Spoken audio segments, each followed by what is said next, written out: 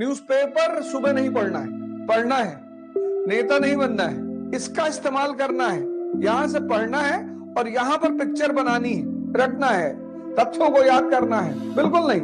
हर व्यक्ति से हमें सीखना है, उनसे रिश्तेदारी नहीं करनी है। टुमारो इज अ स्कैम, कल होता ही नहीं। ये लाइन बहुत इंपॉर्टेंट है।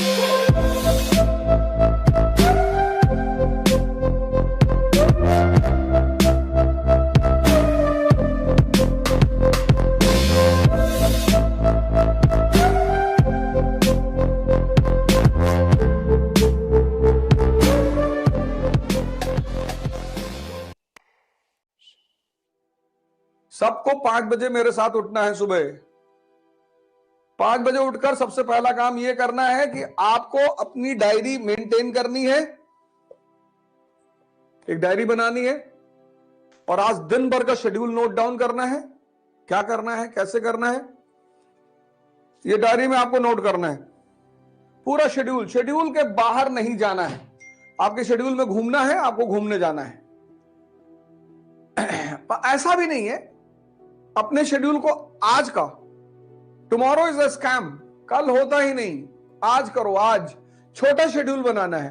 5 घंटा पढ़ेंगे, 6 घंटे पढ़ेंगे, इससे ज्यादा का नहीं बनाना है। उससे ज्यादा पढ़ ले जाते हैं, बहुत अच्छी बात है। हर 1 घंटे के बाद अपने टेबल पर नैप लेंगे और 7 बजे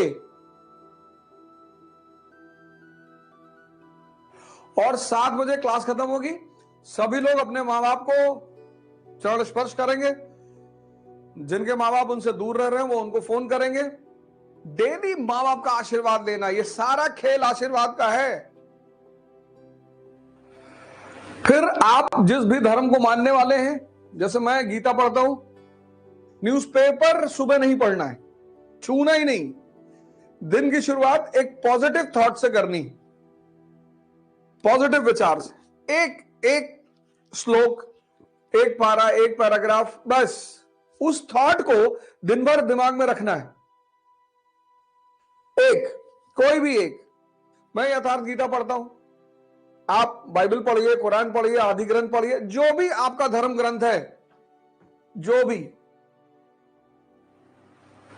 भी आपका धर्म ग्रंथ है। तो आज का शेड्यूल बनाना है, पूरे दिन का शेड्यूल के हिसाब से ही काम करना है। डायरी हमेशा साथ में रखना है, वो चेक करना है कि ये मेरा शेड्यूल है कि नहीं। घूमने का शेड्यूल है तो घूमने जाना है। छोटा शेड्यूल बनाना है। बड़ा कर ले जाते हैं तो बहुत अच्छा है, पर बड़ा करके छोटा नहीं कर पाएंगे तो डिप्रेशन पैदा होता है। ऐसा कोई काम नहीं करना है।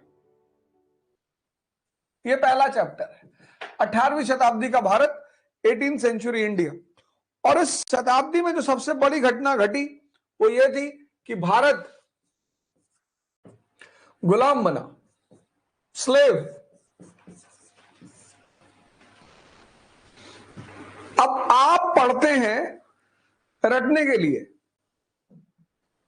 इसीलिए तो बहुत सारी परीक्षाओं में आपका सिलेक्शन नहीं हो रहा है। पहली अप्रोच ही गलत है। रटना है, तथ्यों को याद करना है, बिल्कुल नहीं।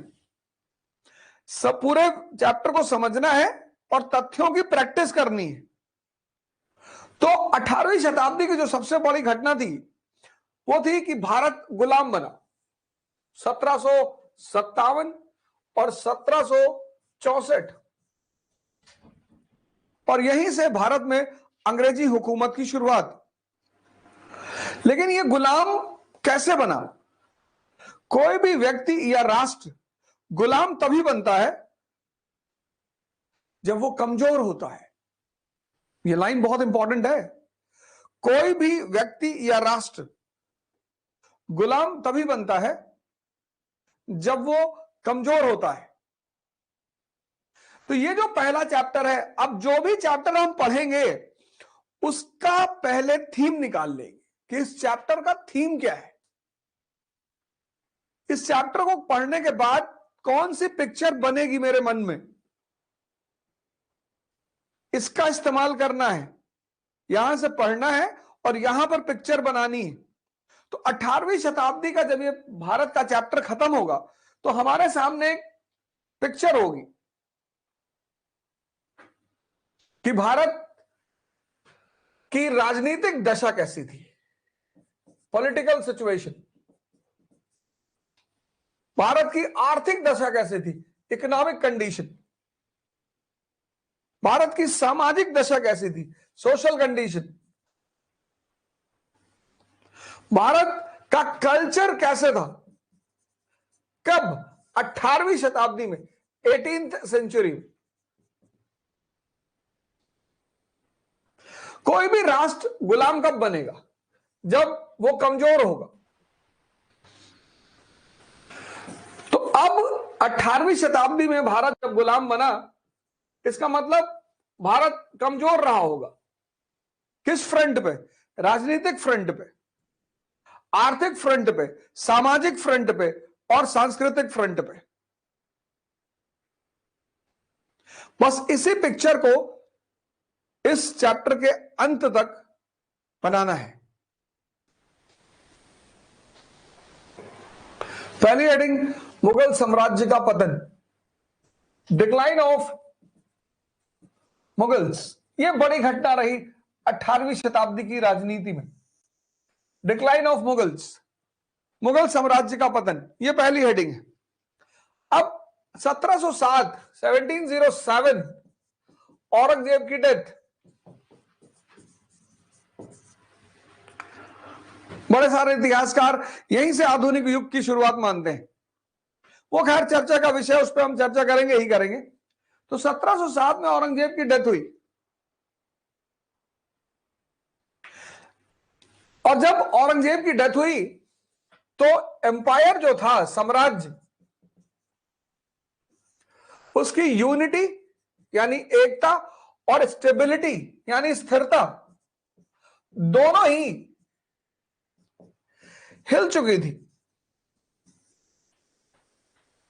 ये पहली बात समझने लायक है कि 1707 यानी 18वीं शताब्दी की शुरुआत में जब औरंगजेब की डेथ हुई तो साम्राज्य की एकता और स्थिरता दोनों ही हिल चुकी थी। क्यों हिली? उसकी पॉलिसीज की वजह से। उसकी बड़ी सारी नीतियां ऐसी रही जिसने साम्राज्य की एकता और स्थिरता को हिला दिया। अब एक बात और याद रखना है, पढ़ना है, नेता नहीं बनना है। हमारे लिए इतिहास में जितने भी व्यक्ति हैं वो कैरेक्टर हैं, उनसे रिश्तेदारी नहीं करनी है। उन्हें आदर्श बना सकते हैं, अगर उनसे कुछ सीखना है तो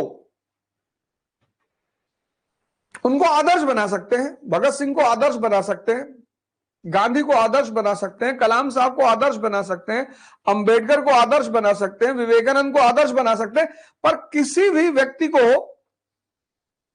आदर्श, आदर्श मतलब होता है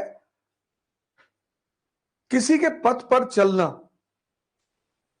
उसके लिए झगड़ा नहीं करना।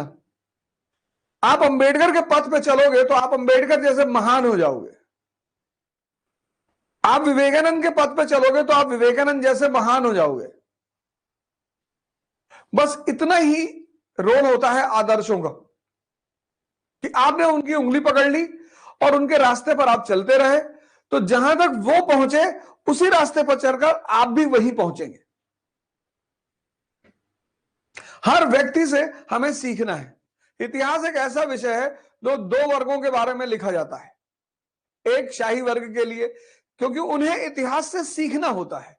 एक आम आदमी के लिए, क्योंकि उन्हें इतिहास से लड़ना होता है। समझना है इस बात को। तो औरंगजेब हो सकता है कुछ मुसलमानों के लिए मुसलमान हो, आपके लिए नहीं है, आपके लिए शासक है। बहुत सारे हमारे मुसलमान भाई भावुक हो जाते हैं कि भैया बहुत अच्छा आदमी था, अब बहुत अच्छा था, एक बार ऐसे उंगली डाल के छेद कर दिया था आसमान में। और बहुत सारे हिंदू भाई हैं जो उससे नाराज हो जाते हैं, ये सर बहुत बहुत उसने सर सब मंदिर तोड़ डाला सर उसने। हाँ तो किसका विनाश किया? अपना ही तो किया। ये देखो,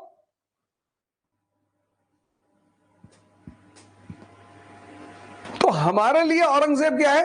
कैरेक्टर है। हम उससे सीखेंगे।